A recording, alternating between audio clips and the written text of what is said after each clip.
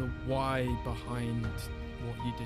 I ended up falling in love, I guess, with the art of photography, but that was mainly photography was the vessel to allow me to travel. What does success look like in your eyes? Happiness and love and connection. Oh God. With the expanse and the speed at which AI is now moving, where did like editing tools fit into that?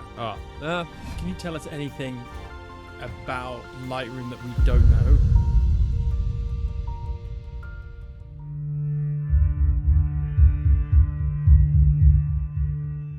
Hey, welcome to the podcast. Cheers, mate. Yeah, we're finally cheers. Thanks for having me. Yeah, pleasure. I think it's a pleasure. We'll see. Yeah. No, I'm joking. Well, of course. It's been a while. We've been going back and forth because obviously both kind of busy schedules for one reason or another. But yeah.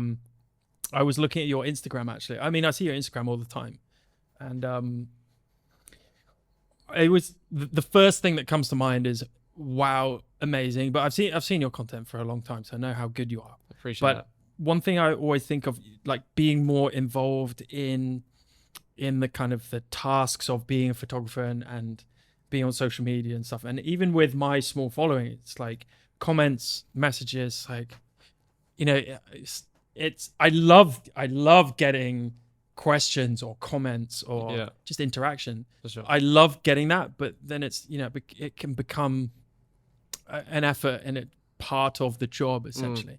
So when I look at your account, I think you have so many comments, and justifiably so. I don't know how many messages you get on a daily basis. It must be a lot. How do you even strategize, you know, engaging and replying and being the polite Luke that we all know? Sure. Oh, that's very kind of you, mate. He's polite. So I've been, because he's posh. Mike and Keenan gonna love that. I've been doing Instagram, not professionally, but full-time photography, almost posting every single day for about 10 years. Wow.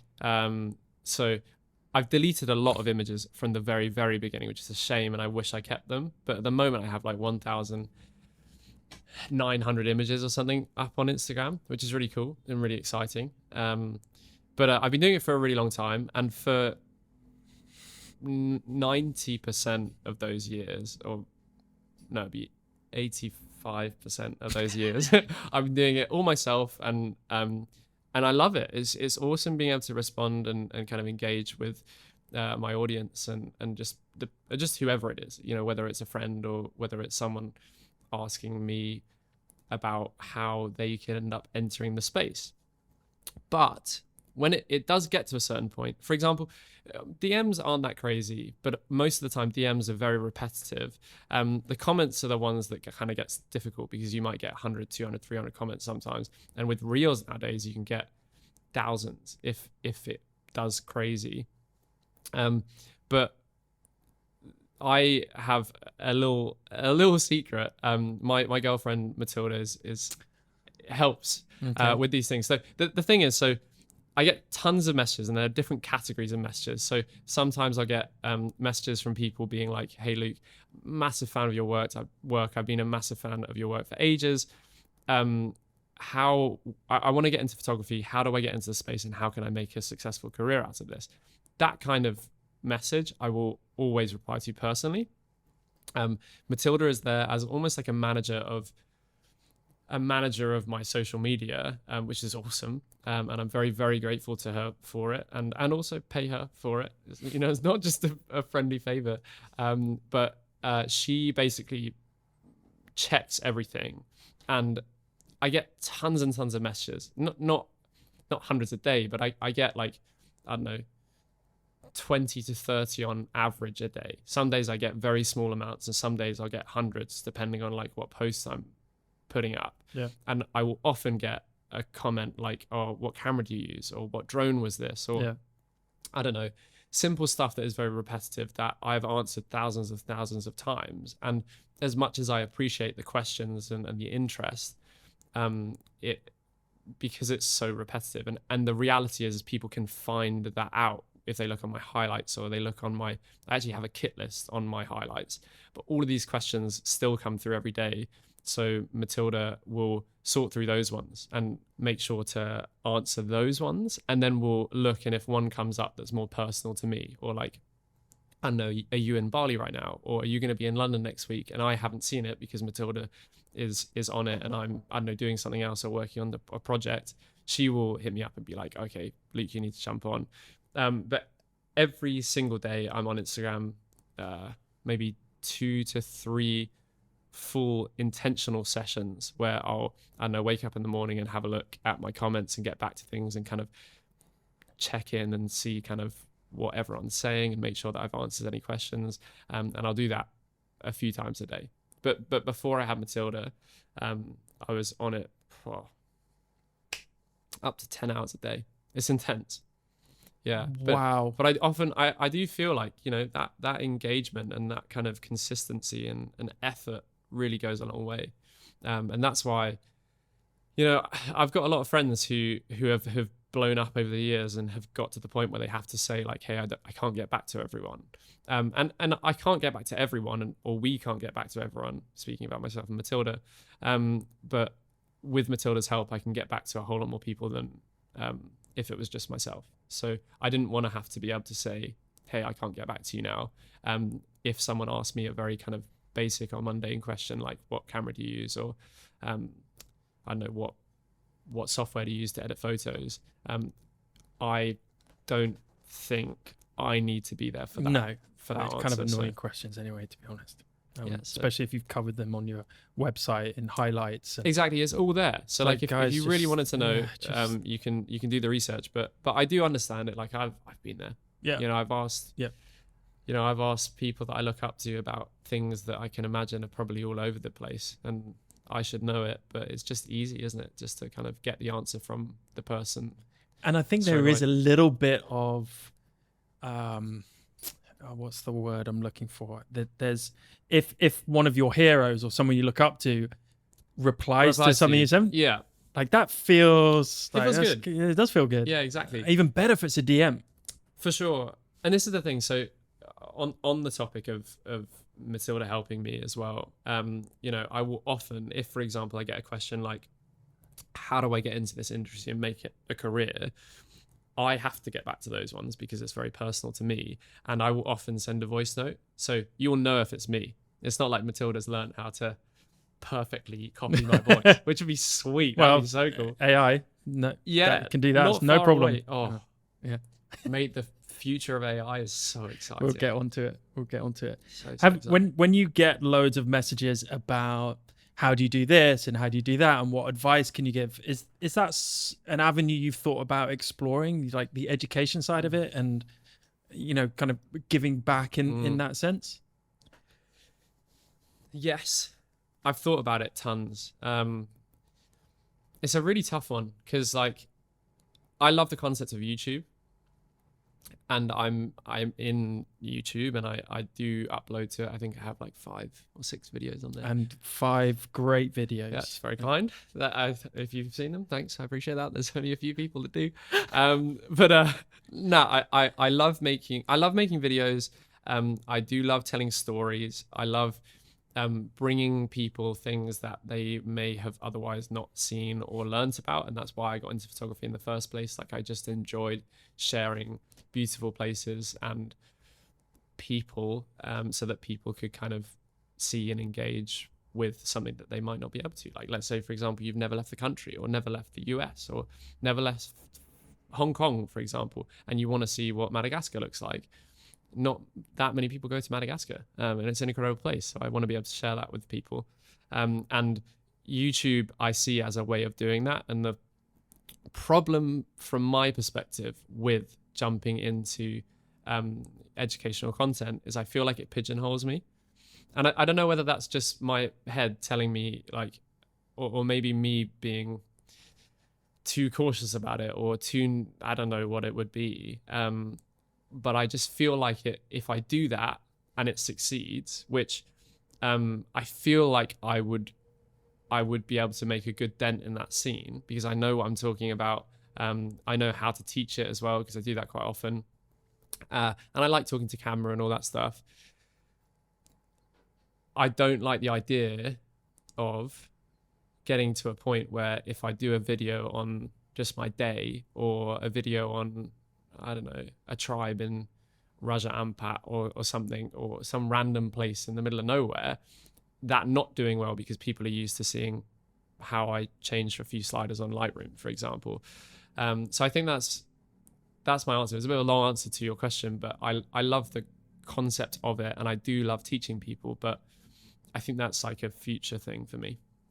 You think labels are dangerous? I mean, you can be really marginalized if you, not marginalized, pigeonholed into, pigeonholed, yeah. you know, if you label yourself as, and you can do that by default, right? If you put out so many posts that are of the same content, then you're going to be the guy that does that content, right?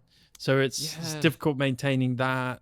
This is the thing, and I think it's a really tough one, because when other people ask me questions like, "Oh, should I post this photo? It's not really my style." I'm like, well, just stop being silly and upload it, because the reality is, like, it's your art, so you should be able to do whatever you want.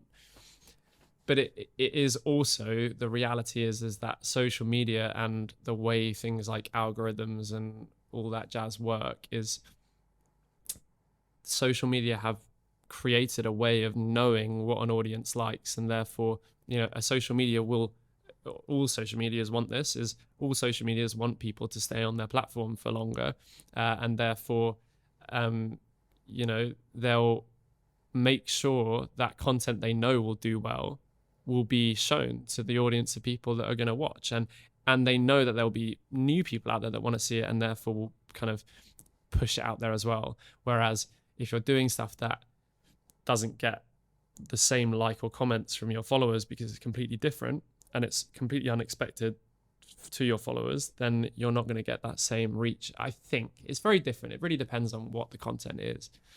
You know, I think if it's still just out of this world and really incredible, then I'm sure it will work, but it's a tough one.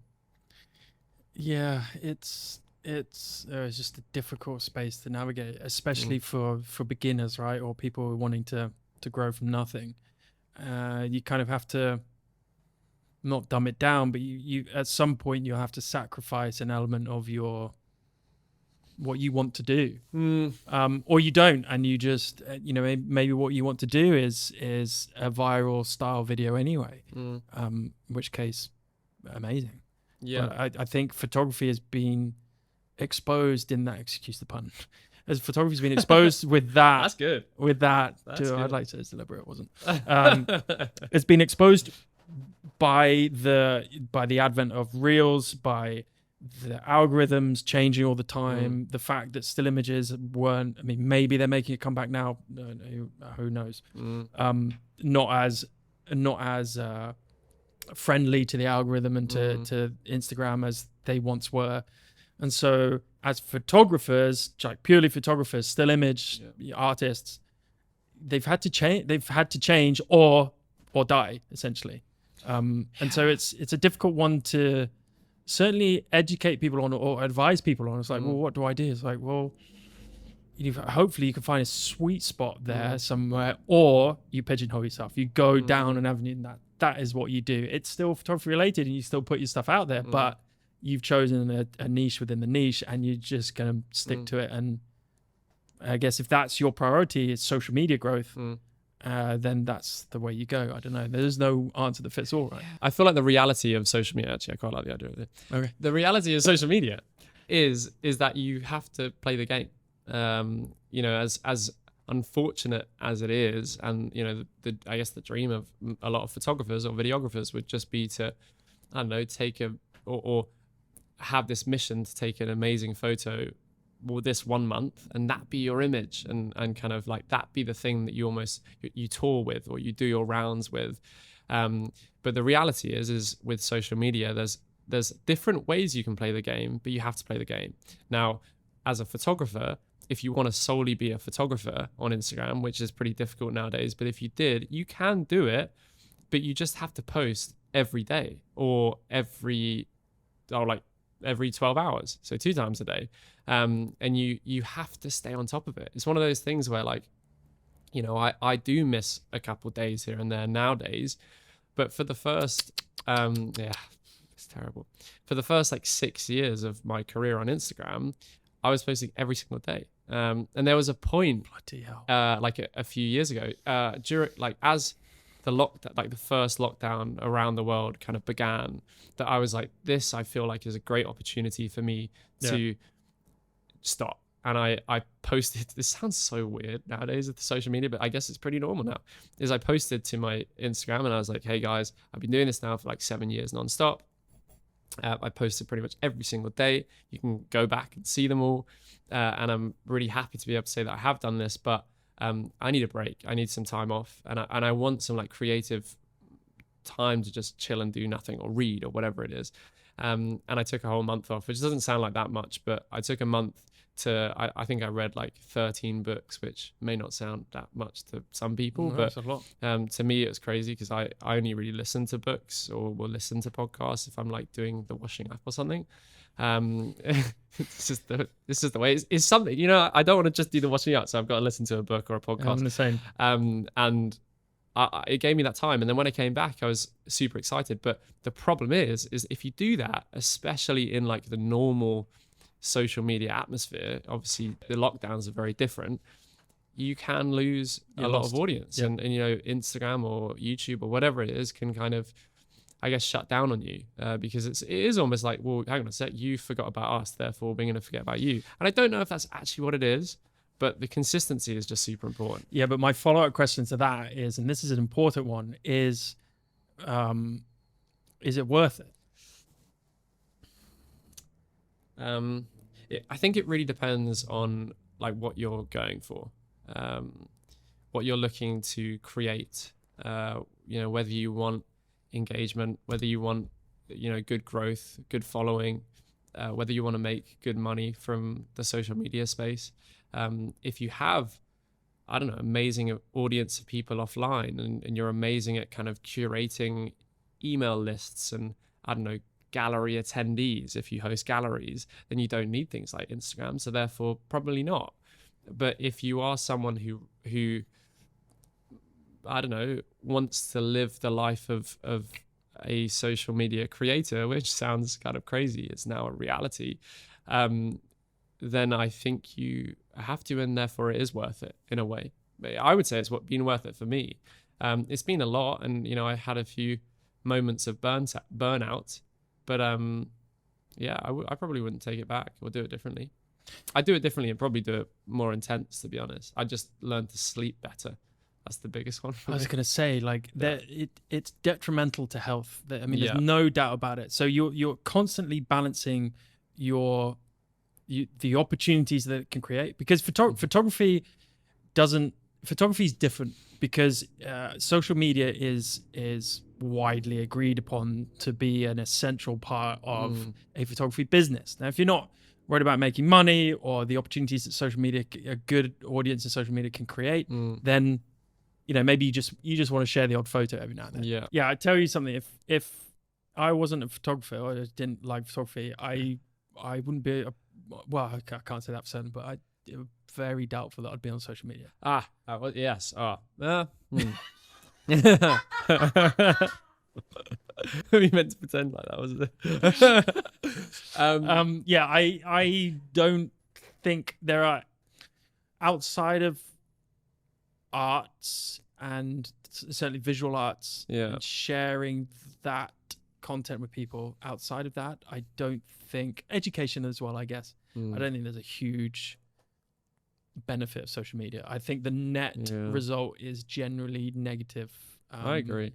But in the photography world, and that's why I'm on it, I love it. And it's always down to the individual, how on both sides of the app, right? For the content generator and the audience, how you use that app. You know, you could use it in very dodgy ways and stuff that's not going to benefit your life in any way. It's certainly not your mental health. Or you could use it I use it a lot for inspiration. Big time. You know, it's amazing for that. Where else can you get so much inspiration and connect with so many other peers and people that you look up to? Yeah, the connection and connection to unique, new, regular, consistent content is amazing with Instagram. And Twitter and YouTube for video format, and I guess TikTok nowadays. But and I do think also places like Pinterest are kind of places that go unseen. If I don't really do this too often, but I kind of want to move into it a little bit more.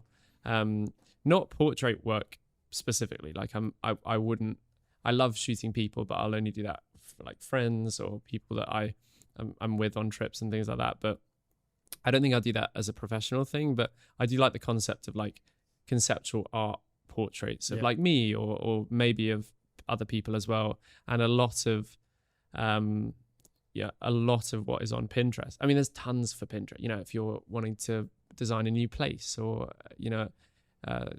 even the exterior of a house, or you're looking to build a house or whatever it is, you can get loads of inspiration on Pinterest. But you can also get loads of photo inspiration, and loads of AI stuff gets put up there, and it's super easy to kind of sort them out into files and or pin boards as they call it on Pinterest, and it's just really easy and super cool. And I think there's like a unique, or maybe it's just easier to find things on there potentially. So I'd recommend if you want inspiration. I don't really use Pinterest at all. And for location scouting too, it's really good. The only problem with location scouting on Pinterest is they don't have the same, like it's not as, it really depends on what the account is, but it's not as normal or regular to find the exact like written out location. You sometimes find a location that looks unreal and you really want to go there, and it's never, you never see it on Instagram, but it doesn't actually have it on there. So you have to like sometimes like, I don't know, Google image search those images and find like similar looking images online. And then once you do that research, you can find them. But that's, I guess, one of the only problems with it. But I definitely recommend Pinterest. But going back to what you were saying, sorry, that was a bit of a tangent. I don't know if I would either, but I did in the beginning because it was like for friends, and I do quite like uploading, like, I don't know, pictures of myself and Matilda, or pictures of my mates or myself and things like that. So uploading on stories. On my personal account. You have a personal account? Yeah, I have a personal one specifically so that I can kind of, I don't. How many have you got on that? 1 million followers? Or? Yeah, I know, 1.5 mil. That like 600 or something. But I follow all of my mates on there. Okay. So I obviously have a lot of friends that are in the space that I follow as well, on my main account, but friends from back at school or things like that, a lot of them I've asked and told that, hey, I'm going to unfollow you on this account so that all I see is content related to work, so that I'm not wasting time on there, and I don't know, engaging on stuff that I know, like my mates sending me memes or stuff like that. Like I'll still get some of those, but like I'd rather not get that kind of content to my main account and rather get it to this personal one, and be able to like share more personal stuff on there as well. So I guess I do use it in a way for the non-work aspect, but if I could drop social media tomorrow, I'd do it any day. So it's a hard one. Like, it's difficult. It is really difficult. Who's your best friend and why? My best friend? Oh, mate, that's a tough question. I don't know if I could give you like one person, because I have so many. I could give you one person aside from Matilda. Oh God! We're gonna forget about Matilda for the moment. Oh my God, that was terrible. That was, just in case you're watching. But cut that. Aside from Matilda, I'd say my brother, because it's the one person that like no one can question, if that makes sense. That sounds silly, I get it. I have a brother. For example, my brother will be my best man when I eventually get married to Matilda. So that one is probably him. But I think all of my best mates, I have a selection, and they're all different. They all do different things, and they're all uniquely amazing in their own ways. And that's why I'm trying to get that diplomatic answer out there. But in answer to the question, Keenan is a very, very close friend, best mate of mine. Sam, Mike, who I live with.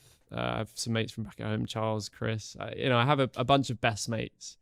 But I can't give one. So the answer is Matilda. Yeah, well, you say that. Yeah, sure. Yeah. Interesting. Well, I wonder what they would say, but we'll get them on the show. Hell yeah. Talk to me a little bit about, and I I hesitate to bring this up, but I'm interested for the answers. Mm-hmm. Musician, child acting. Right, yeah. Discuss. Where'd you get that from? I have my sources. Okay. You may think I told him before, but I didn't. Yeah, so when I was at school, I got this. These stories are great. I'm going to try and streamline them as quickly as possible. So at our school, we got asked to pick up an instrument, any instrument we could choose, the saxophone. So I started off with the sax. I loved the sax. I played it for a while, was in some bands. I played it up until I was about 18 in like swing bands and things like that. So I got massively into jazz. I loved that. Such a cool instrument.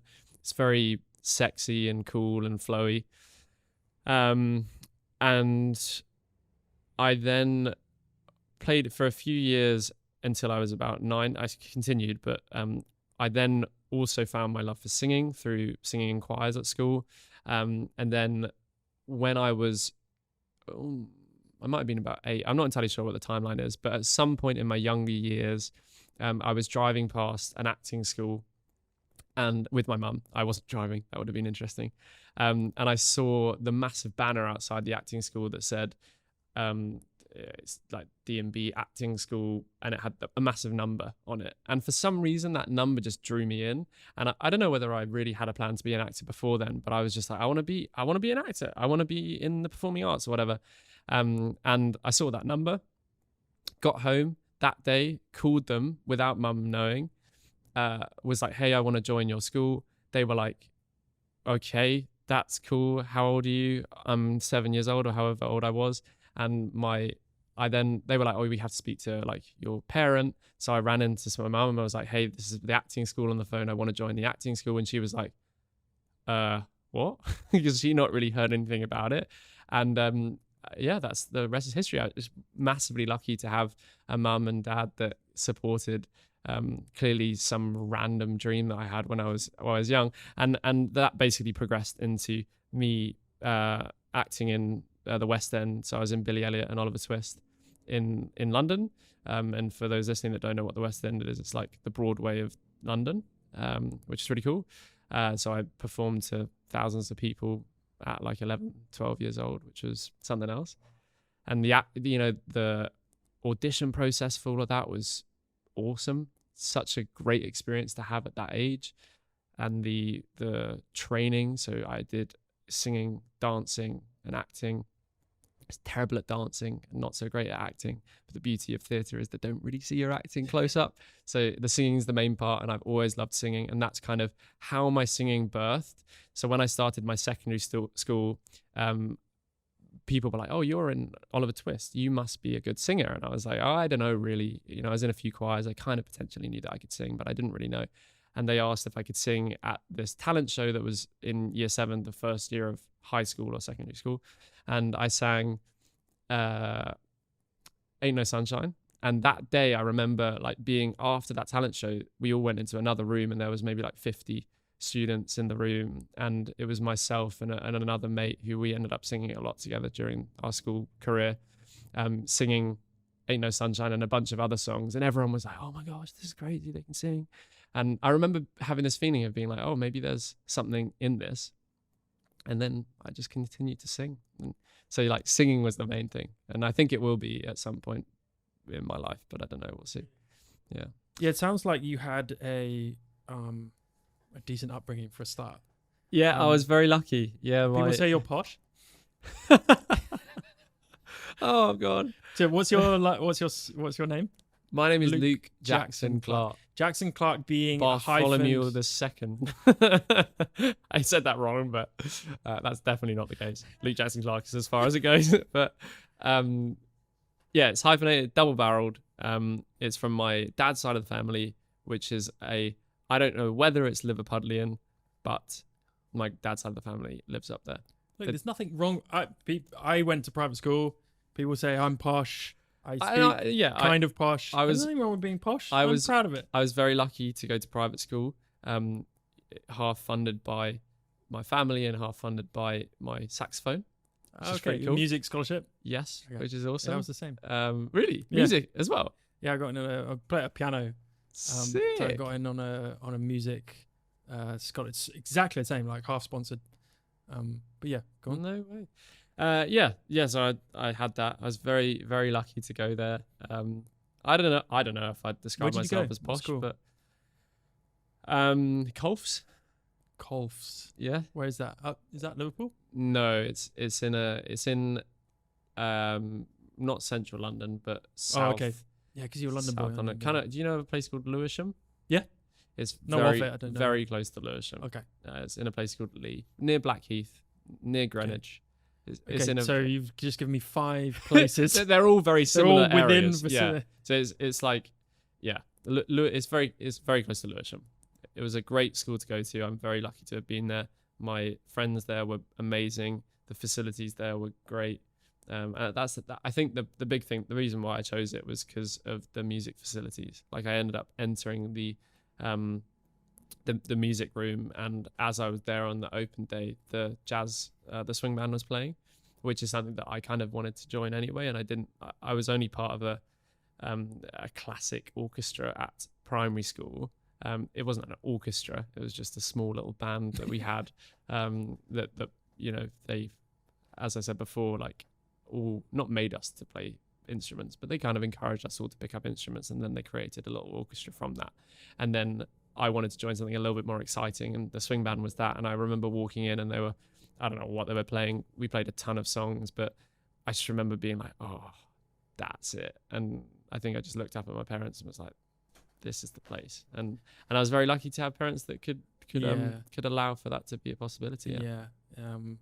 It's a privilege to have that, and not in a derogatory, like, oh, you're so privileged. It's like, well, sounds like you were as privileged as I was, but we know that, and we're grateful for it. 100%. If you're not grateful for it and you kind of ignorant of it, then that's a different story. But for sure, to remain grounded, I think is extremely important when you get given these opportunities by your parents or by a system. Oh, I mean, I obviously owe a lot to my parents for that, and for many of the, I guess, aids that they brought me as a young kid. I was very lucky to grow up with them, as in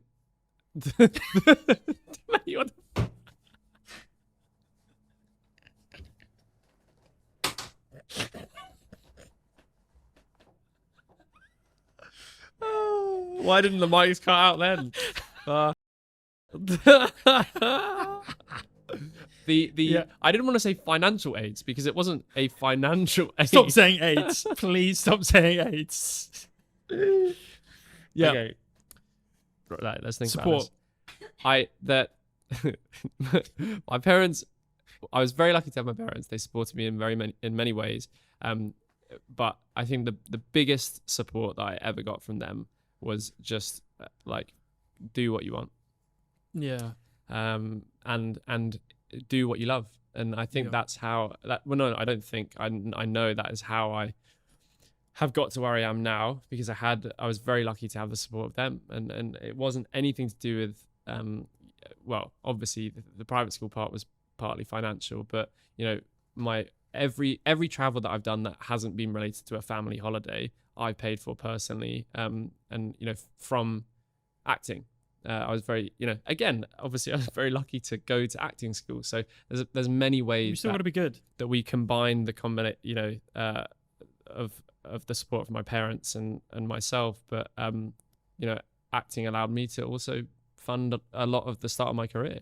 I did a trip to Madagascar, which is one thing off that. And then I did a whole 3/4 of a year of travel through my acting funding, and then from that on it was all photography basically. So it's amazing. So how did the acting become photography? So I mean, the acting was relatively short-lived in my younger years. It was one of those things where I wish I'd carried on, but I probably wasn't quite good enough, and also it's one of those things where unless you're so good and you can 100% see the future, or the people around you or your agents or whatever can see the future in that, you've got to make a decision. And I was, I guess, lucky also to have people around me that despite supporting what I wanted, knew that maybe education was maybe the better option for me at that stage.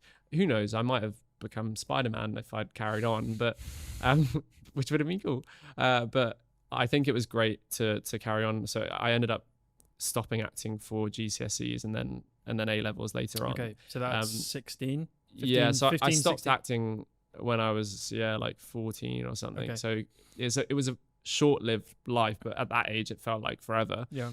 And then when I was at school, I got into photography, and then when I left school, I decided to do a gap year. Worked for 6 months in Wagamama in the UK, Yeah. which is a like Pan-Asian restaurant. It's a really great place. I love it. It was great to work there, and also amazing for certain skills that I've used to this day. Like, I don't know, speaking to people randomly on the street, I think is like that sounds random. Here's your but- menu, sir.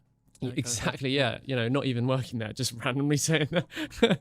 but no, that kind of stuff, like being able to sell yourself and also sell Yeah. other people's things or other products or Social skills, whatever, right? that stuff is so important. And I would, and it's the same with Mike, who you've had on the podcast as well. Mike Will, he worked at Jamie's Italian in the UK, which is another Italian restaurant, as you can tell. And he also swears by it. It's that thing I feel like, you know, we massively appreciated, and that 6 month period ended up allowing me to, including the acting money, travel for about 9-10 months. And I was planning on going to university to study geography because I didn't really know what I wanted to do, and geography was kind of the only thing that I had the option to do. It was either music or geography. And then I got a job with Specsavers. That's how it all began, basically. And the Specsavers job, I think, said to my parents, like, this is actually a genuine opportunity. Maybe we should. You got a photography job with Specsavers? Yeah. So you didn't work at Specsavers? No. Okay. So I was taking photos for about 2 years before I started traveling. Okay.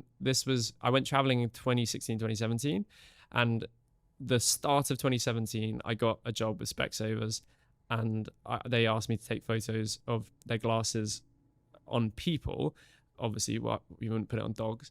And Well, I don't know. I guess you could. And I asked if I could take them around the world, and so I did. And I took their glasses. I think I had like 150 pairs of glasses around the world, and that funded the next 2 years of my career. And then I've got other jobs from that and posted on social media for ages. What is the why behind what you do and how it started? God, that's a big question. I think I love travel, and I was inspired by my mum for that. My mum traveled a lot when she was younger. She's been all over the place, and it wasn't until recently that I like overtook her in countries traveled to. She was in the Soviet Union before the Iron Wall fell. She was in China during a very interesting period in history that I can't remember. And every time I get asked this question, I wish I knew what it was. So I'm going to find out next time. But, you know, she's got pictures of herself in a street in China with like 100 men standing around her, all being like, whoa, this is a white blonde woman. It's like, this is crazy. And I remember just looking at all these photos as a kid and her telling me the stories of her experiences and just being like, whoa, you know, I do not want to be here. I don't want to be here in London because I've seen it and I've experienced it. I want to experience the rest of the world. And so when I had the opportunity to travel by myself and meet new people and experience new cultures and different food and all of that what makes travel so special, I just got hooked and I fell in love with, well, I ended up falling in love, I guess, with the art of photography, but that was mainly photography was the vessel to allow me to travel. So that was like the main reason why I began, was just because I just love to travel and I love to meet people and engage with new things and experiences and all that stuff. So travel first, photography second. Exactly. I would probably, honestly, I'd probably drop photography as a career if I could just travel and get paid for it. What's your favorite country Oh, again, or city super or difficult location? answer. Sorry, question. But the answer, Madagascar is really cool. I think Japan is like pretty up there.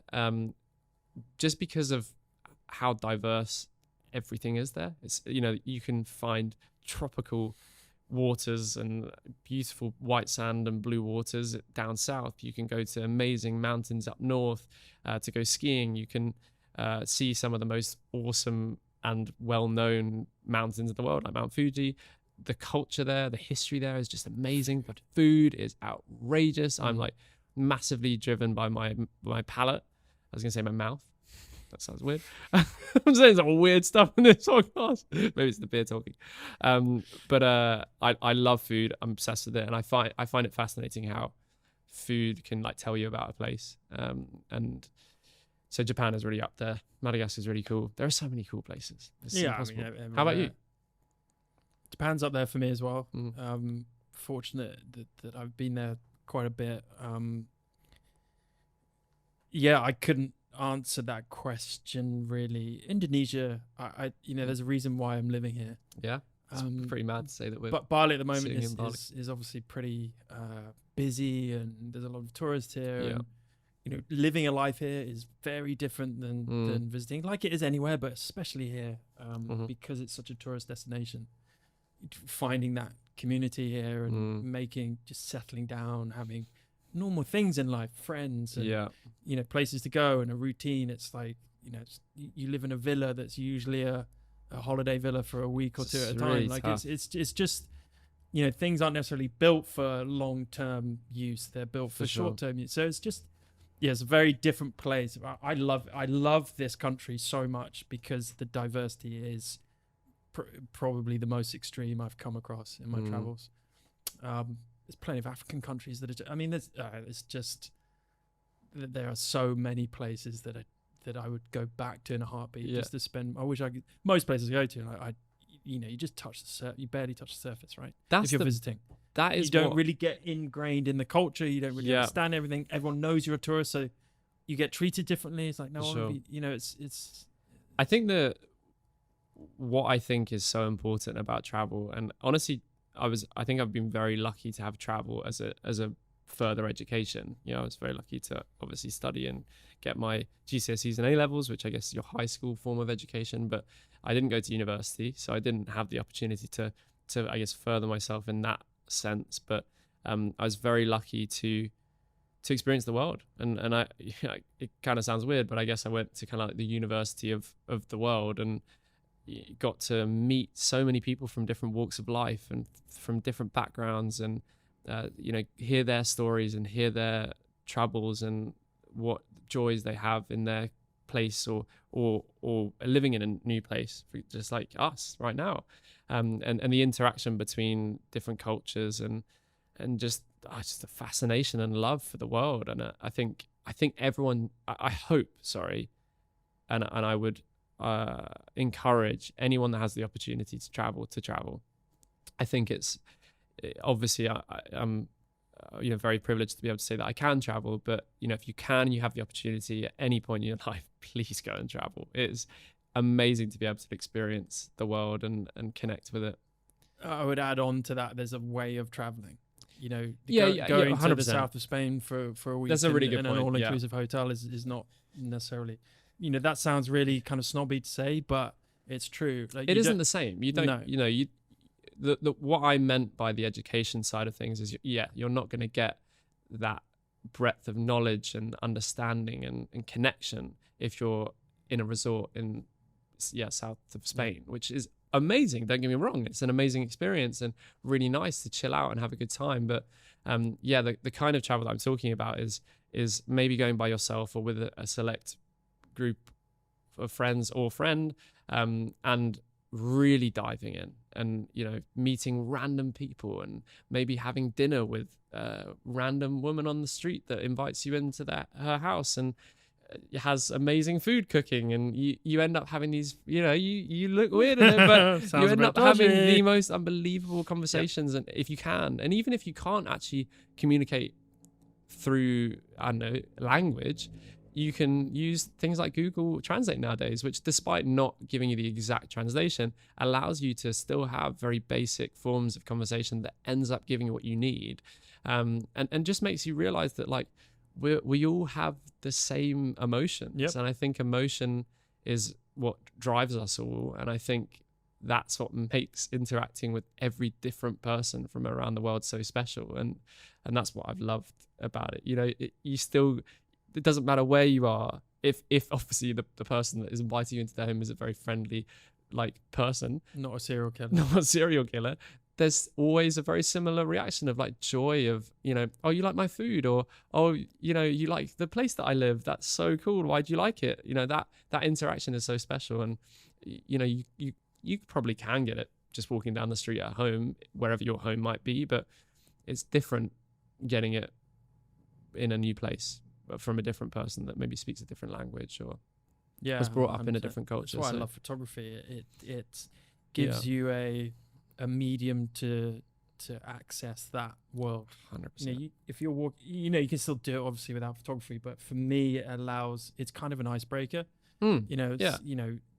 To say that you're here to take photos or you have a camera on you or something. It's kind of a connection that you can both then, you or whoever you're with can start a conversation from, or have an interest with, and then you're off, right? Yeah, and that's what I meant by photography as a vessel. I think photography is a very special thing, and obviously as an art form, and just as it is really cool. But I think no matter who you are as a photographer, it's in some way a vessel or an opportunity for you to tell some form of story. And in your photography, for example, all the beautiful photos you have up on the wall, you might just look at one portrait you've taken and go, oh, that's really cool, and then walk on. But the reality is, behind these portraits there are stories of people that have grown up in a different place to you and had a completely different life to you.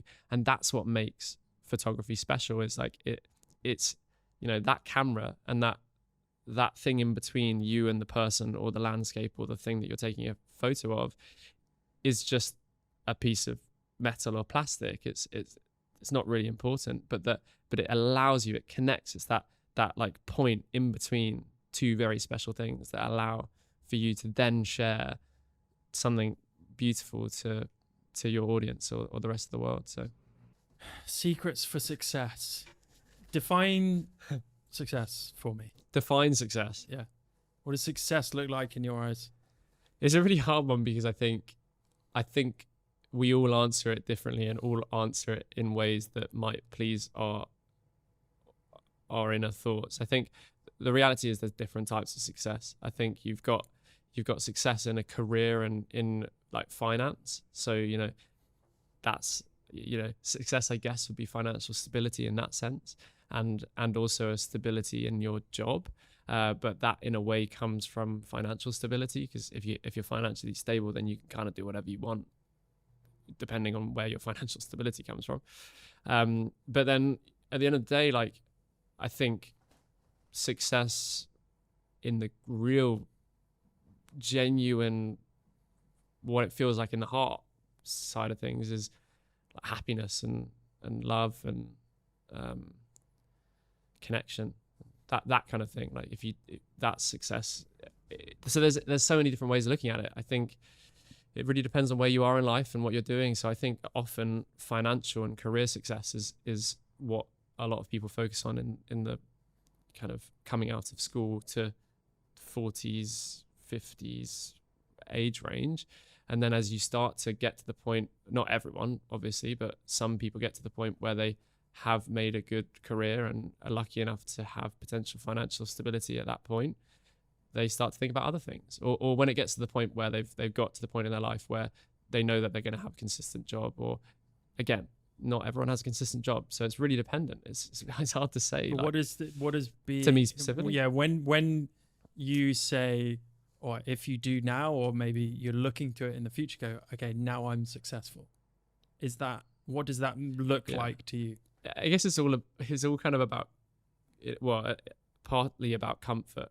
The concept of eventually at some point, I've always had as I got older, I always had different, goal points, I guess you could say, or goal posts throughout my life. And when I was, I think 16, 17, I was like, oh, by the time I'm 20, I'm going to make my first million. And it's That's not gonna happen. And you know, by the time I'm 25, maybe that'll be then, or maybe by the time I'm 30, I'll have like a really successful career and I'll be financially stable and I can retire. And yeah, I'm not 30 yet, so who knows? Maybe that will happen. But it's one of those things where I feel like you will always have some form of goal and goal post. But I think the reality is well, not the reality. I think it's important to just find balance and happiness in what you're doing.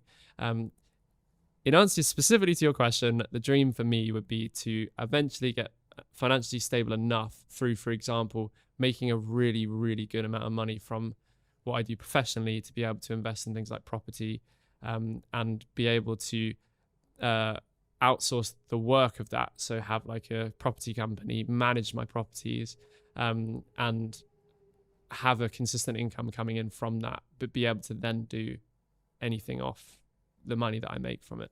Cool, good for you. That's like an ideal situation, because you know, I love work and what I do, and I'm really happy to be able to do it. And I probably would do this even if I didn't make money from it, or was paid just from money falling from the sky, because I still enjoy creativity.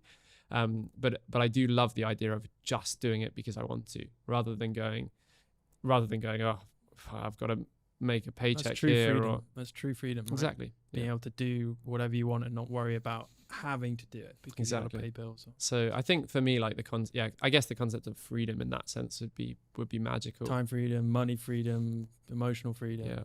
Yeah. In the photography space specifically, what have you achieved maybe recently? I mean, I immediately think of Lightroom ambassadorship. Is that something that you would put in that kind of success pot? Go, oh yeah, you know, I've kind of, that's an element of success for me. Hey, look, if I was sat across from my 15-year-old self, like kind of like as I was starting out in the photography space, and said that, yeah, 100%, like that would be one of those goalposts, like 1,000%, like dreaming of being an ambassador for Lightroom. The thing that I have, you know, that was, so the way the Lightroom ambassadorship program works is you do have to pitch for it. It doesn't even matter if they come to you and say, we want you. None of the Lightroom ambassadors are just given an ambassadorship. You still are part of a select pool of people who are offered to audition, I guess you could say. Yeah. And within that audition, or within that kind of piece that I created for it, I said, and I think a lot of people who were probably going for it had a similar concept, is I've been using Lightroom almost more than anything I've ever used. I mean, Instagram probably I use a ton because it's so gripping, and like I use it all the time, and YouTube and things like that. But ignoring social media and as something as like an actual tool for, you know, my creativity, like you might look at a piano or a guitar for a musician, I've used it every single day for hours on end for the last 11 years. And the hours that add up to that is just unbelievable. So being an advocate and a person that speaks for that platform and the thing that has allowed me to do what I do is super exciting. And yes, in a sense, it's a massive success. But right now, I guess it's a different thing because I'm right there in it. So it feels, when you're in it, it kind of just feels like, oh yeah, on to the next. But yeah, if I was looking at it from back then, I'd be like, oh yeah.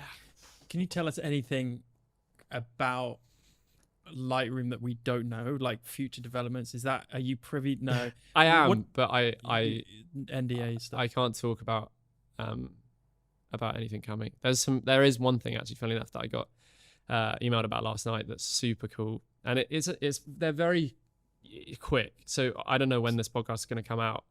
What, in a couple of years? Yeah. So don't know about it actually. That it's going to take.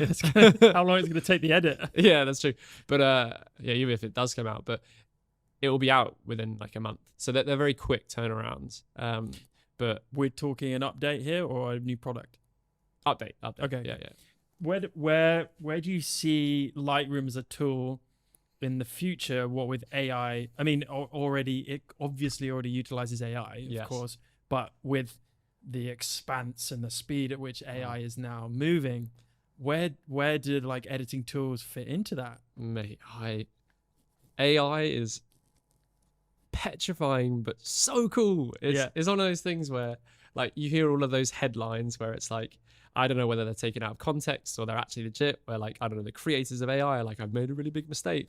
And, you know, you read that and you're like, oh, geez, this is scary. But then you think of all the possibilities. Like, AI is awesome. You know, I was thinking the other day, I was speaking to Mike about it while we were sitting there. Mike is a friend that I live with, and also an incredible creative that hopefully will be on the podcast at some point. You should be, Mike, if you're listening. Mike, what's his last name? Gray. It's not visuals. No, it's not. Gray. Michael Gray. Yeah, that's Michael his Gray. name. What a name. It is a brilliant name, yeah. Brilliant stage name. Nothing like Luke Jackson Clark. We were sitting there working together, and I had this big to-do list. It was like 15 points long or something. Washing up, do your teeth, exactly, make the bed. 13 of things like that, and then 2 actual genuine things.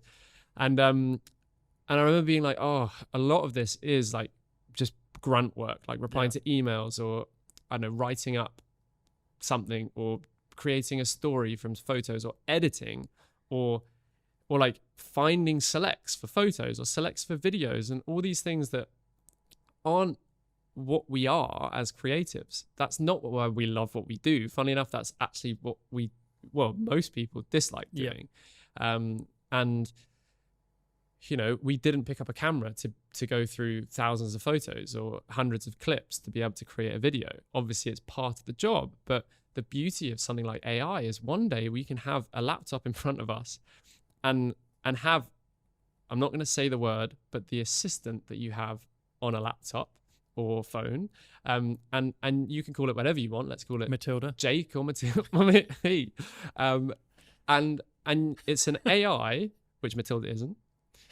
Yeah, it's his AI girlfriend. Yeah, I swear she's not. She's a real person, I swear. An AI thing that you can literally be like, okay, today I need this video sorted into clips. I need these photos, the selects found, the best ones. I need this email written. I need emails written to this company, this company, this company, this company, all unique. And, you know, eventually, hopefully you don't even need to have to look at them or like check them. The AI can just do it for you. And even taking it further, go, you know, it's similar to how the like Mid-Journey works with photos, where you can go, hey, create me an image based on Picasso or something.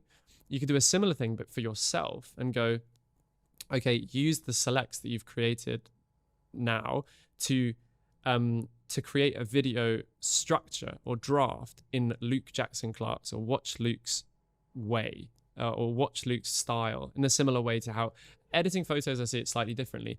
But if you're doing something like, I don't know, documentary style travel vlogs, or just travel vlogs, and things that aren't specifically inherently creative, like a film or a short film or a travel cinematic, I think that grunt work 100% can be done by AI, because there are so many creatives out there that are trawling through tons and tons of videos just to create, you know, a 10-minute vlog of a place that they've just been, that doesn't specifically is creatively beautiful in the way it's put together, but their personality or the interactions that they're having with the people that they're interacting with in the location are amazing. And that's what's special. And having to spend hours, if not days, trawling through videos and creating something out of that yourself, I think is just almost pointless when there's the potential that hopefully AI can do it for you in the future. And I think that's awesome. Like, it really excites me, the concept that I can have a virtual assistant, and I don't care how much it's worth. Obviously I care how much it's worth, but it's the kind of thing, like, if I'm spending, I don't know, £3,000 a month to have an assistant that does all of that for me, the amount of time that I'd save, and it is obviously relative, and it can scale dependent on how big you are. Like, let's say you're Beyonce, for example. I don't really know if it works in the same sense, but, you know, if she has an AI, she might, you know, the concept of spending millions a month for it would probably be genuinely viable to her, because it would save so much time. So it's one of those things that I'm so excited about seeing where it could go.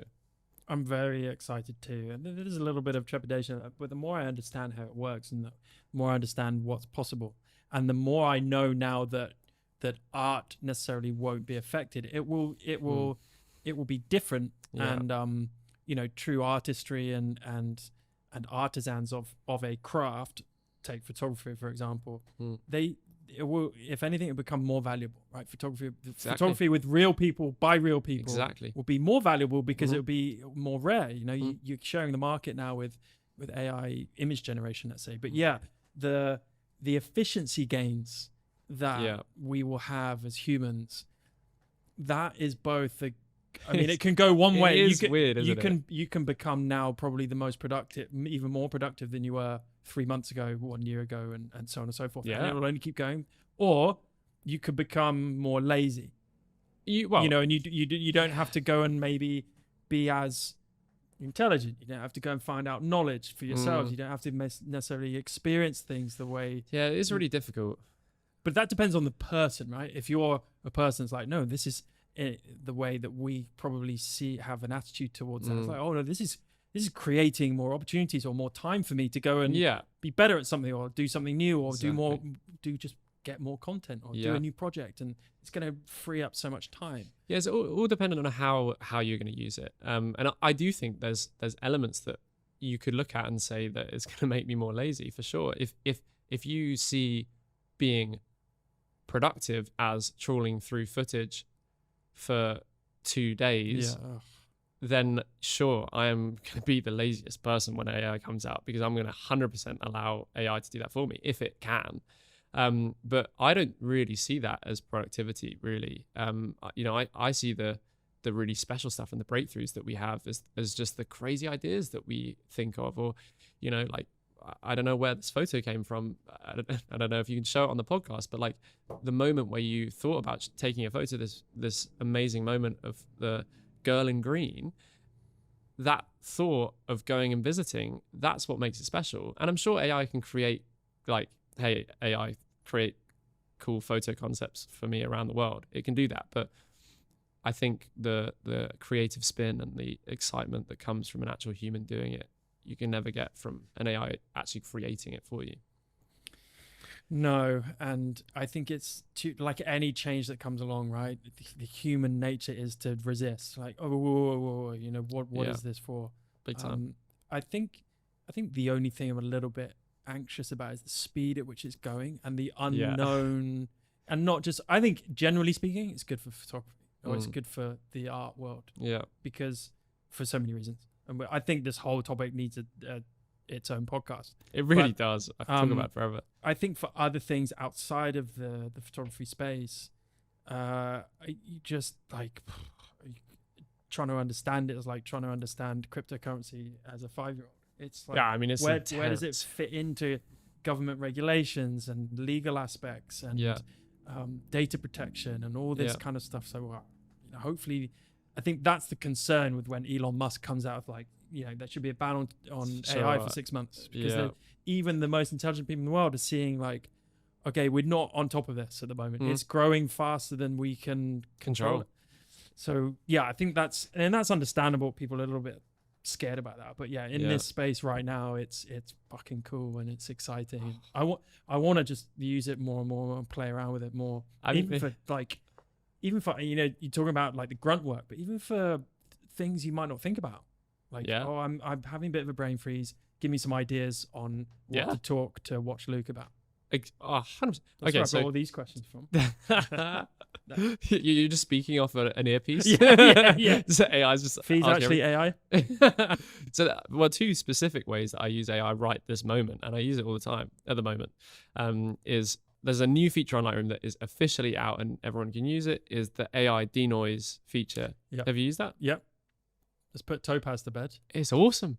And I never used Topaz, so I had it downloaded for years but never used it.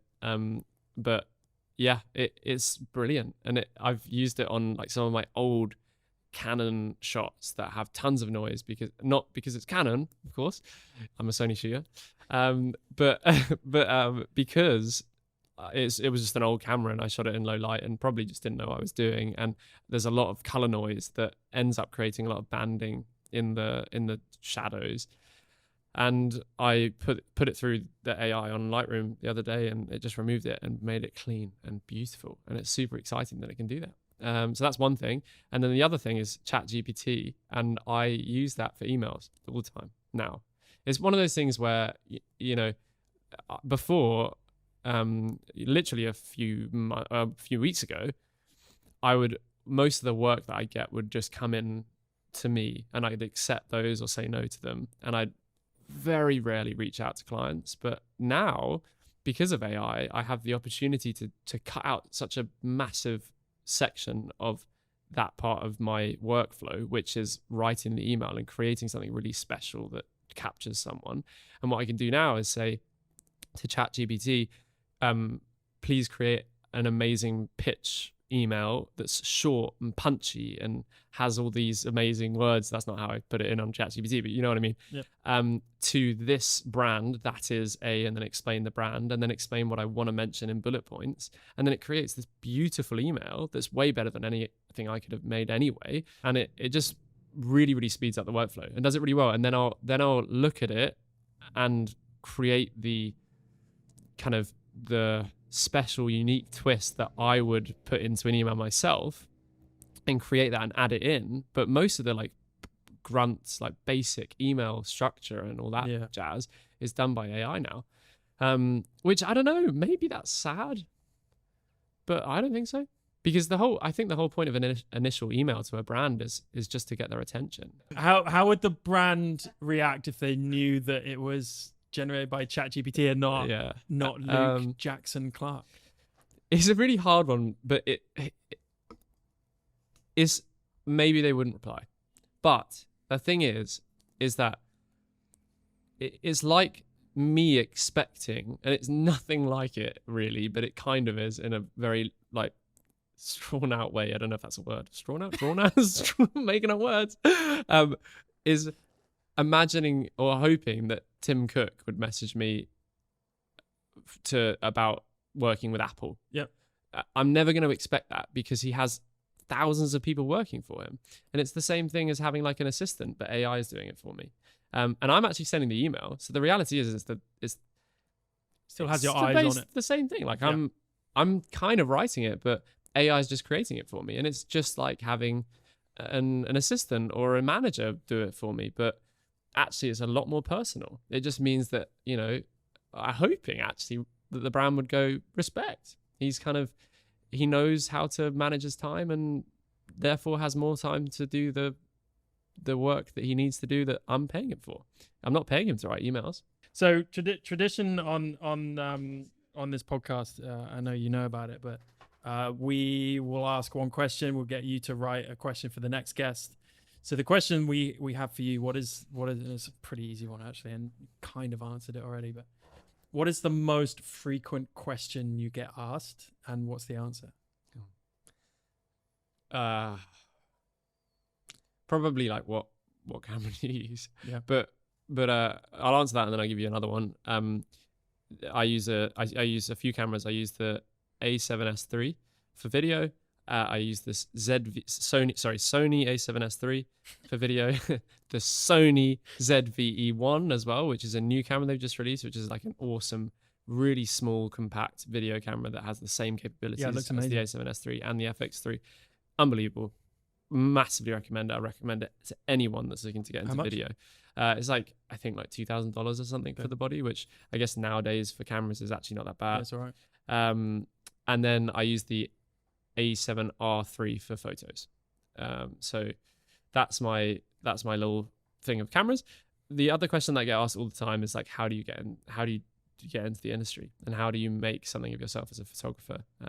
And I don't know whether I've answered that in the rest of the podcast. It's been a lot. We haven't really touched upon it. Yeah, but I'll try and answer it quickly. That was one thing actually that I prepared for the podcast, was like 3 tips that I'd give to people. Perfect. And give them to us. The tips are quite similar. Is pick up. So if you haven't started, obviously, but it can work at any of these stages, is pick up a camera and take a photo. The next tip would be do that every day, or as often as you possibly can.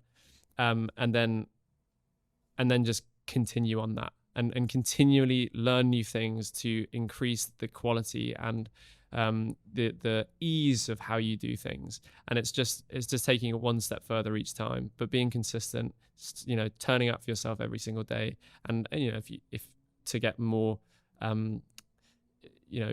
encouragement to do it, turning up for the people that see your work And that is the most basic way to get into the industry is just pick up a camera, take a photo, do it every day, get better, and then progressively people will see what you do. Obviously post it online if you want to actually get people to see it.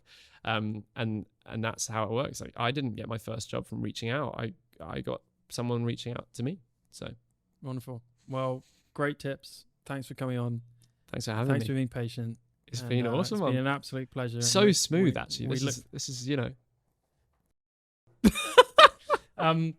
Before we say goodbye, I'm gonna off air pass this to you, and you can write a question for the next guest. But Okay. in the meantime, thanks, buddy. Legend.